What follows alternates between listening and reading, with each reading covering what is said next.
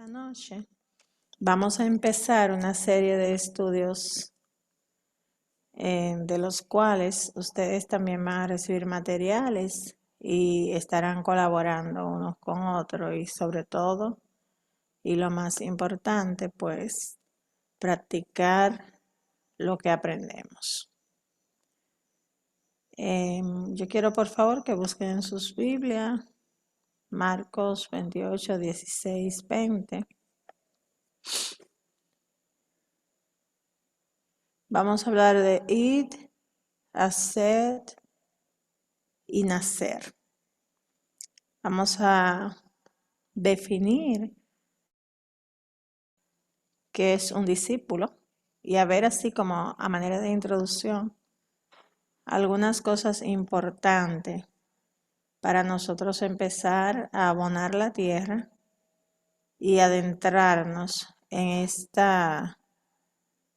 este maravilloso mundo de entrar en el deseo de Jesús.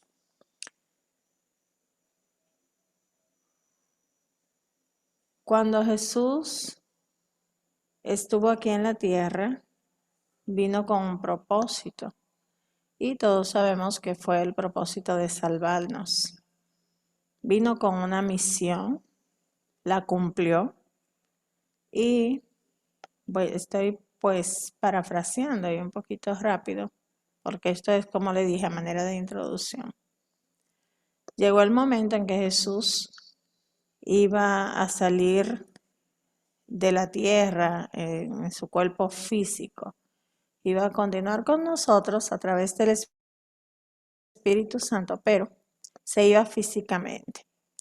Y según lo que nos dice la Biblia, Jesús se reunió con sus discípulos, como cuando un padre, una madre, un padre de familia va a salir de su casa por días, por un tiempo, y junta a los hijos y le pone a cada uno una asignación. Imagínense ese panorama, yo me lo imagino de esa manera. Juntó a sus discípulos y le dijo algo muy importante que ellos tenían que hacer, porque él se iba, ya no iba a estar físicamente, pero le dejó también las herramientas para que ellos cumplan con lo que les encomendó. Es decir, como que, mira, Esteban, en tal gaveta hay 500 pesos para que compre tal o tal cosa, pague tal cosa. Elaine te vas a encargar de tal o tal cosa. Háganlo así, así, así. Y se supone que los hijos deben hacer exactamente lo que los padres le encomiendan en esos casos. Todos los que tenemos hijos, ya que puedan tomar alguna responsabilidad, pues creo que entienden muy bien lo que les he dicho. Vamos a ver qué dice la Biblia en el nombre de Jesús. Dice, finalmente se apareció a los 11 mismos, estando ellos sentados a la mesa, y les reprochó su incredulidad y la dureza de su corazón, porque no habían creído a los que le habían visto resucitados. Y les dijo, id por todo el mundo y predicad el evangelio a toda criatura. El que creyere y fuere bautizado será salvo, mas el que no creyere será condenado. Y estas señales seguirán a los que creen. En mi nombre echarán fuera demonios, hablarán nuevas lenguas, tomarán en las manos serpientes y si bebieren cosas mortíferas, no les hará daño. Sobre los enfermos pondrán sus manos y sanarán. La iglesia y los estudiosos, ¿verdad? Le tienen un nombre. Vamos a ver, ¿cuál es el nombre que le tienen a este versículo específicamente? Marcos 16, 15. ¿Quién de ustedes me puede decir? Pueden hablar, si no quieren abrir su cámara, pues ya eso. ¿Cómo se llama? Vamos a ver. La Gran Comisión. Pero pastor, por favor. Vamos a ver si las ovejas saben eso. Así es, la gran comisión. Cuando a usted le dicen, ¿cuál es la gran comisión? Pues se encuentra en Marcos 16:15 y fue el mandato que Jesús mismo dejó a la iglesia antes de irse físicamente. Les dijo, vayan por todo el mundo y prediquen el evangelio a toda criatura. Fíjense que esto fue lo primero que nos dijo. Y luego dijo, el que cree y es bautizado será salvo. Y el que no cree, pues será condenado. Y después siguió diciéndole cosas que iban a suceder que también son muy importantes. Muchas veces la iglesia se confunde y cumple con esta comisión de atrás para adelante. Se concentra en los dones, en buscar los dones, en manifestar los dones, etcétera, etcétera. Y olvida la primera parte. Es bueno manifestar los dones, es bueno echar fuera demonios.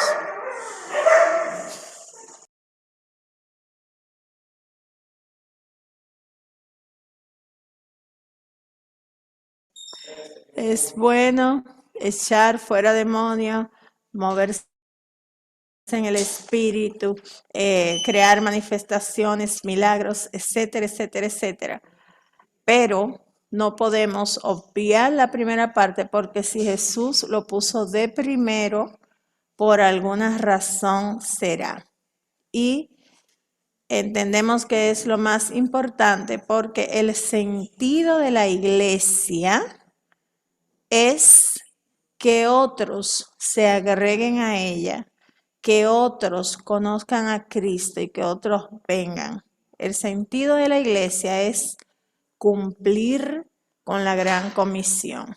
Tú y yo somos iglesia. Entonces, como tú y yo somos iglesia, estamos llamados a lo primero. ¿Qué es lo primero? Cumplir la gran comisión. El deseo de hacerlo lo pone el Espíritu Santo y nosotros damos por gracia lo que hemos recibido.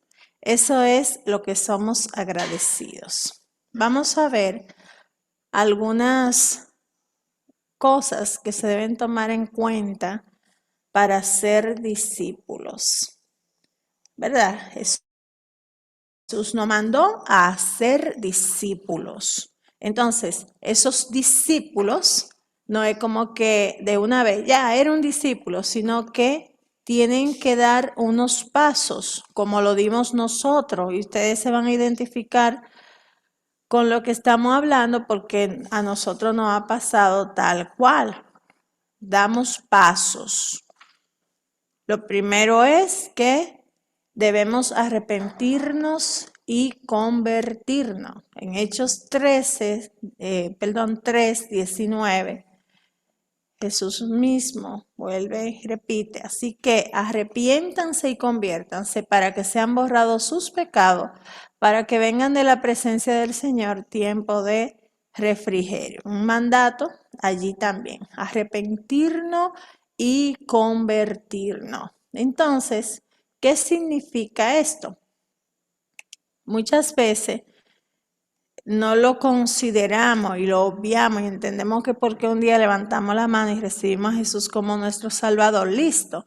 Pero hay que hacer un trabajo interno, una reingeniería y verificar cada día si estos pasos de nosotros mismos, primero ser discípulos, para luego poder hacer discípulos, se han dado en nuestras vidas. Si no se han dado estos pasos en nuestras vidas, es imposible que podamos modelárselo a otros y que otros puedan comprender y que nosotros le podamos explicar a otros cómo procede en este sentido. En el ámbito de la teología y de la retórica, la palabra metanoia se vincula con un cambio de dirección o un cambio de sentido. y puede tratarse de un enunciado que se refiere a una retracción o al arrepentimiento, metanoia, cambio de mente, cambio de pensamiento. Debe haber un cambio para que se provoque el arrepentimiento.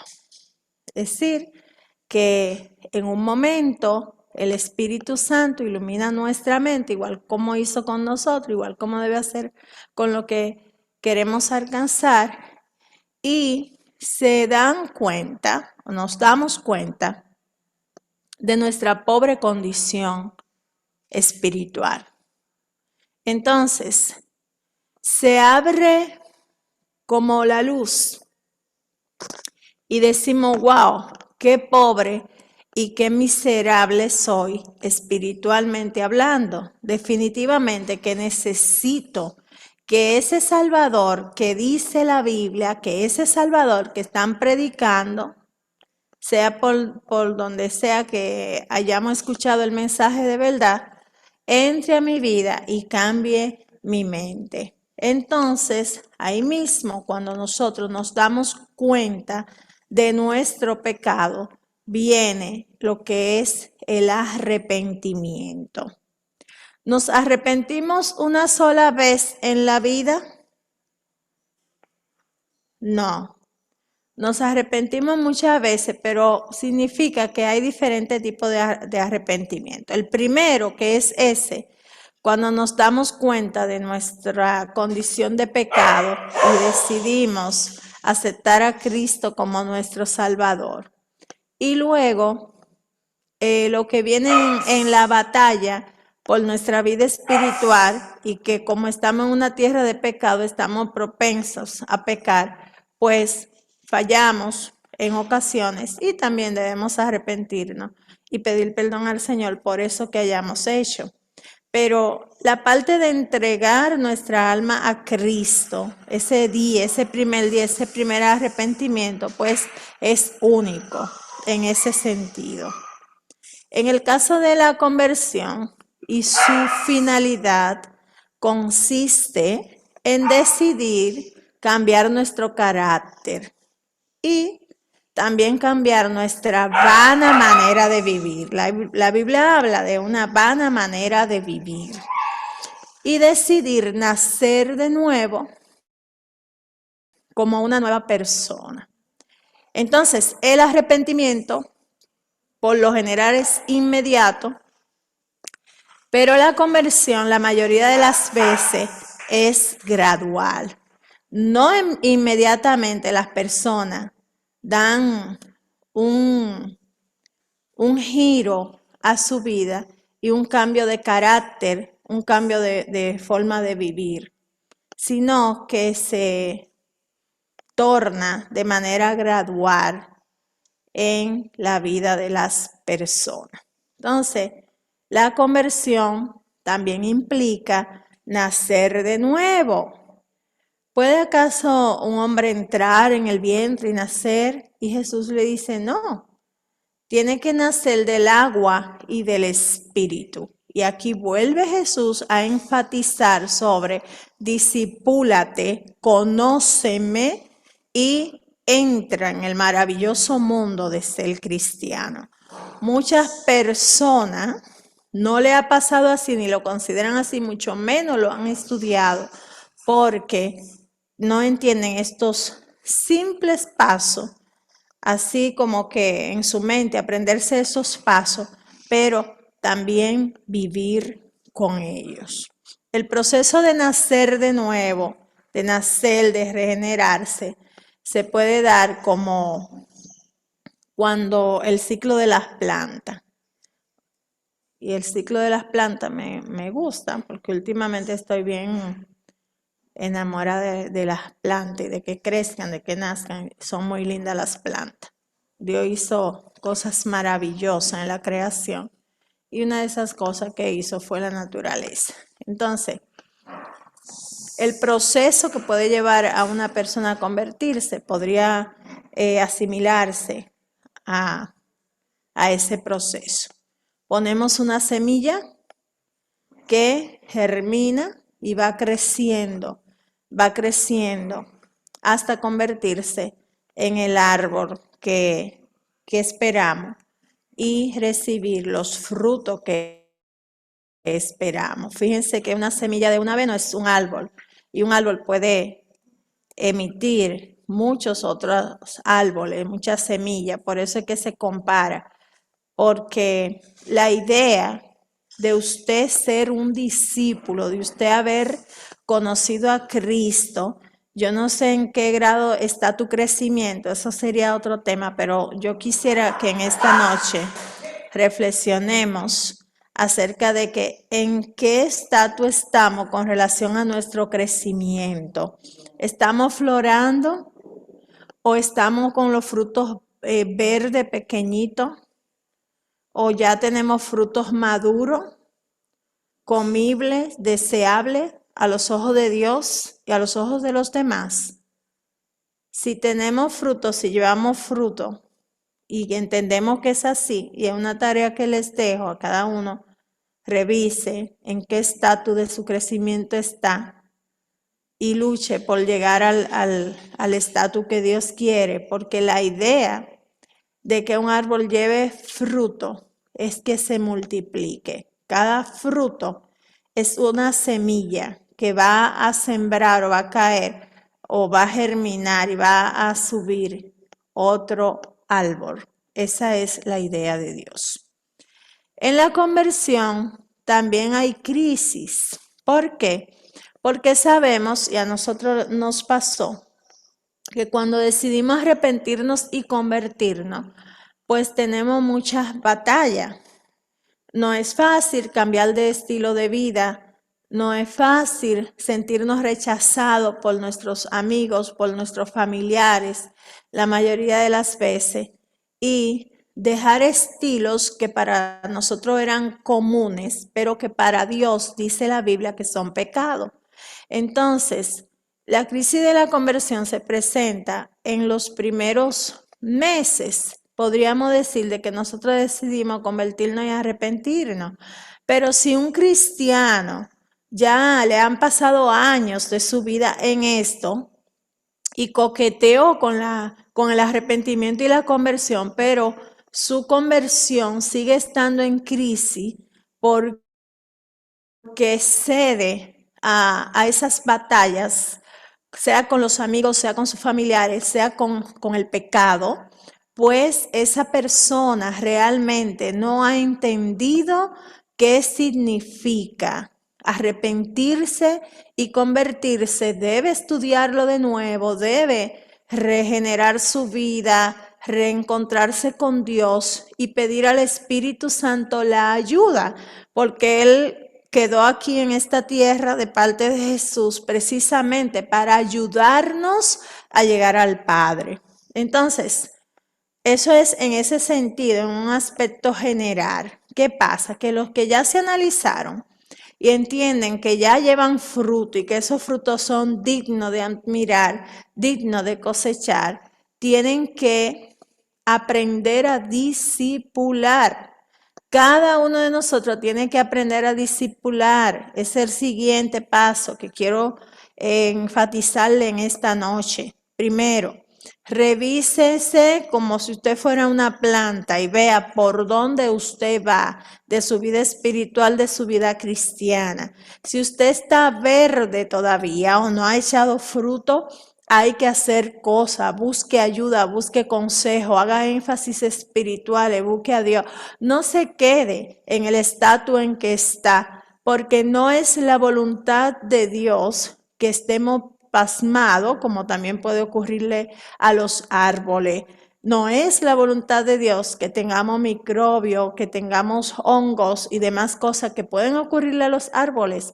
Dios quiere limpiarnos y Dios quiere que llevemos mucho fruto y que provoquemos que otros árboles crezcan. ¿Y cómo podemos provocar eso? Pues discipulando. Debemos discipular. Usted no puede llegar a la iglesia, arrepentirse y convertirse y quedarse en la iglesia gravitando, dando tumbos, sentado, dando problemas Y hoy me caigo y me levantan, mañana me caigo y me levantan. Y toda la vida en ese ciclo espiritual. No es la voluntad de Dios que así sea. Pastora, es que tenemos mucha lucha, usted no se imagina. Claro que sí que me imagino, tenemos mucha lucha. Yo también soy de carne, yo también soy humana, yo también he tenido lucha. Yo también fui nueva creyente.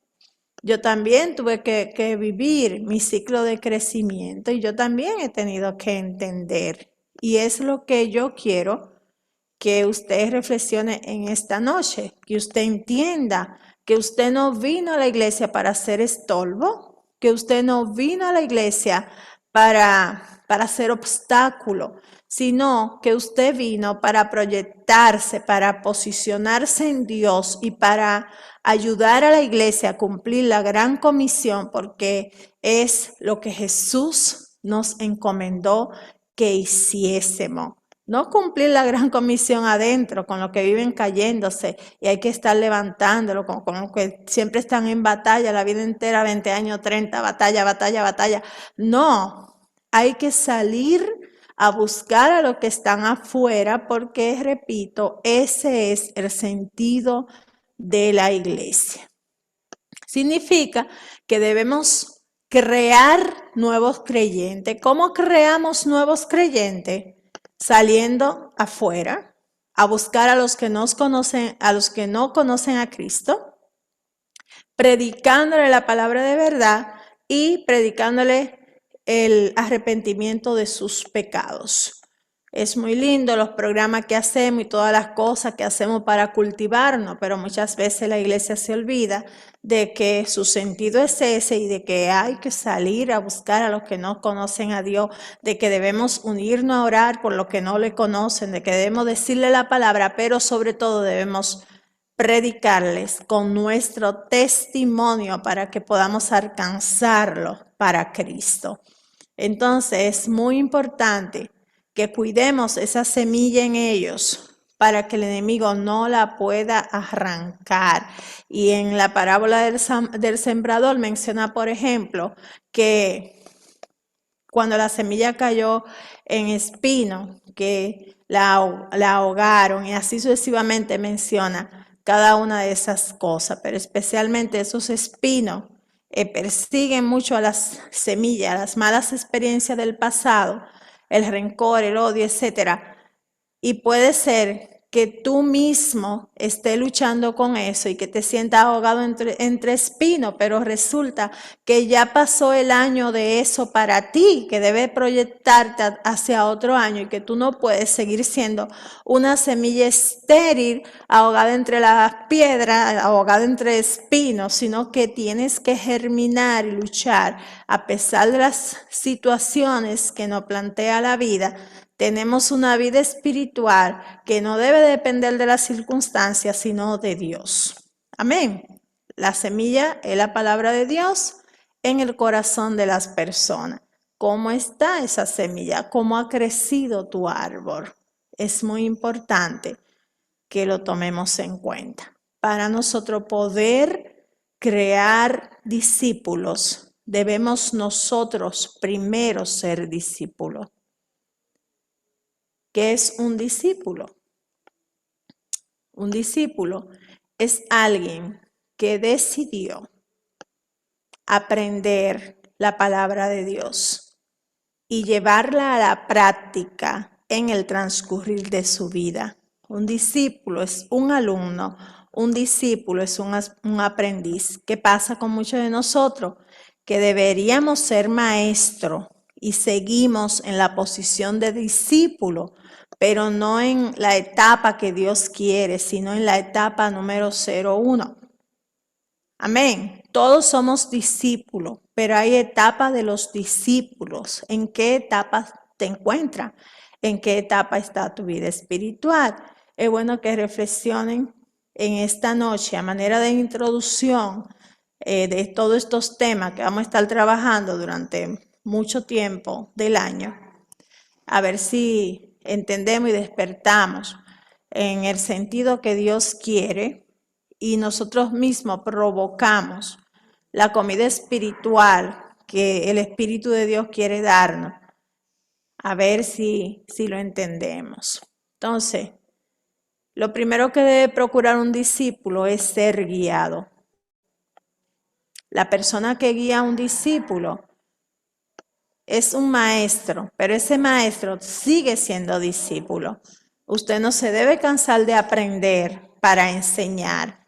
Usted no debe cansarse de observar a sus alumnos para ver cuál es su dificultad de aprendizaje y que su alumno logre las competencias espirituales que necesita para ser un árbol fructífero. Muchos de ustedes están siendo maestros con violencia porque el Espíritu Santo lo está llevando, porque el Espíritu Santo le está mostrando, pero hay pasos que ustedes deben dar y es ese, nutrirse, aprender, aprovechar, porque el Espíritu de Dios, el mismo Dios a través del Espíritu, está dando la oportunidad para que nos nutramos, para poder llevar a otro en el camino verdadero y que no sea como que, ok, te doy alimento, pero no sólido, no espiritual, te doy alimento adulterado, alimento que no te va a hacer crecer fuerte. Todos ustedes junto a nosotros deben preocuparse porque la iglesia proyecte esos alimentos y porque las personas que están en la iglesia son discípulos, que son maestros, no importa en la etapa que se encuentre, se nutran y más lo que están en nuestro cargo. Entonces, el Señor dijo en la gran comisión que vayamos y hagamos a eso. Que en esta noche el Espíritu Santo te ponga a reflexionar sobre eso. Wow, ¿qué puedo hacer para cumplirle a Jesús el mandato que me dejó? ¿Qué puedo hacer si esa es mi primera asignación? Me encanta echar fuera demonios, conocer el mundo espiritual, descubrirlo, eliminarlo. Pero eso es simplemente una herramienta para ayudar a los discípulos en sus primeras etapas y provocar que esos discípulos sigan cultivando a otros y puedan lograr que muchas personas sean liberadas. Y es, por ejemplo, el caso de Pablo. Fíjense cómo empezó. Ananías fue donde Pablo, porque Dios mismo lo mandó. Y fue con miedo, porque dijo, pero, y estoy parafraseando, ese tipo es un criminal, ese me va a comer vivo. ¿Cómo tú me estás diciendo que se convirtió? Sí, mi hijo se convirtió, ve, quítale la ceguera y después bautízalo. Porque no importa lo malo, lo peor que podamos ser, cuando la semilla cae en buena tierra y nuestro corazón está listo para recibirlo, el Señor hace su obra. Por eso le sigo motivando. Reflexione en esta noche. ¿Dónde cayó tu semilla? ¿Por dónde va tu árbol? ¿De qué te estás alimentando? ¿Entiendes el sentido de lo que significa ve y haz discípulo? ¿El sentido de lo que es ser iglesia del Señor? ¿O te está conformando al mundo, a tus amigos, al entorno y te estás volviendo una semilla estéril? Que en esta noche todos, comenzando por mí, como dice nuestro pastor, reflexionemos sobre eso. Luego seguimos hablando de este tema tan interesante y es mi oración como pastora que como iglesia despertemos y podamos hacer la voluntad de Dios. Dios le bendiga y Dios le guarde.